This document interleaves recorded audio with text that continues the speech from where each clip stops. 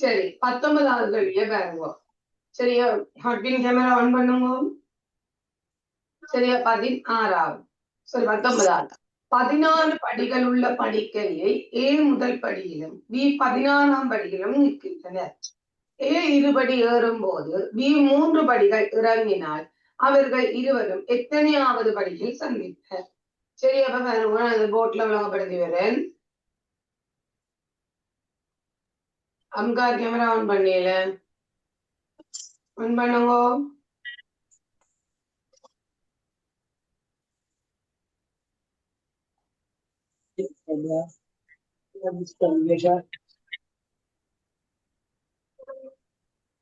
சரி பாருங்க பிள்ளையன்,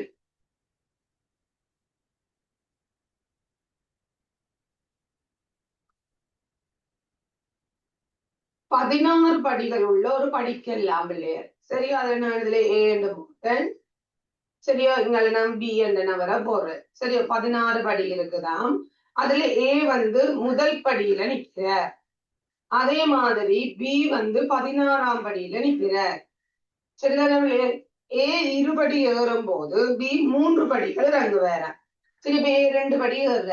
முதலாம் படியில நின்றவர் பிள்ளையர். 2 படி ஏறினா எத்தனையாவது படி? நீ 2 படி ஏறினா 3.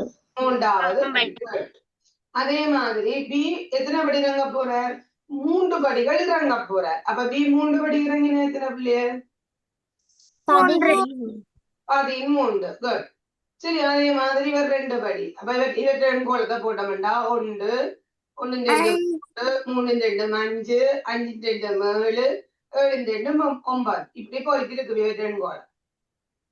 இவர் எடுத்தா இவர் 3 3 குறைஞ்சு கொண்டு வர. அப்ப 16ல 3 போனா 13, 13ல 3 போனா 10, 10ல 3 போனா 7. இங்க பாருங்க, 7வது படியில நிக்க பியும் 7வது படிக்கு வந்துடுவேன். அப்ப எத்தனையாவது படியில சந்திக்கணும்?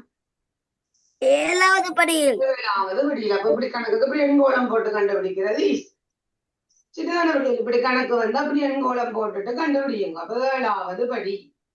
சரி, 7வது படி சரி போட்டு கொள்ளுங்க.